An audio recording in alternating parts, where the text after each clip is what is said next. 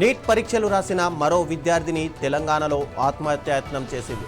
జయశంకర్ భూపాలపల్లి జిల్లాలో ఈ విషాదకర ఘటన చోటు చేసుకుంది.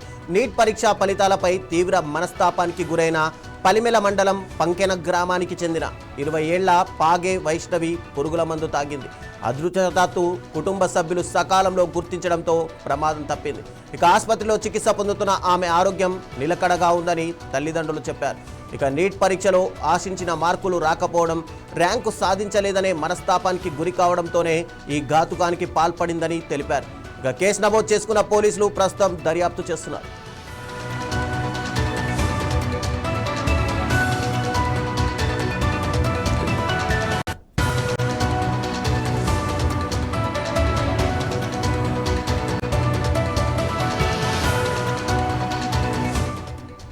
వైష్ణవి ఆత్మహత్యాయత్నం ఘటన స్థానికంగా చర్చనీయాంశమైంది. విద్యార్థులు ఇలాంటి కఠిన నిర్ణయాలు తీసుకోవద్దని, తల్లిదండ్రులు తమ పిల్లలకు ధైర్యం చెప్పాలని పలువురు సూచిస్తున్నారు.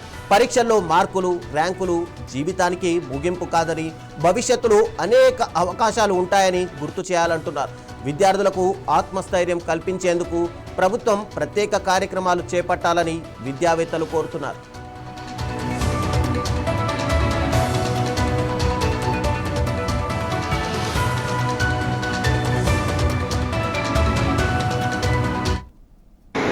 నా పేరు పాగే రాజయ్య, మాది పంకెన, పల్మెల మండలం, భూపాలపల్లి జిల్లా.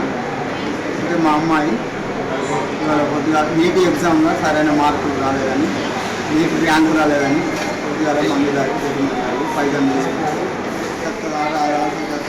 రాకపోతే నాకు లాంగ్ టర్మ్ చేపింది బాబంటే చేపిస్తా బిడ్డ అని చెప్పిన.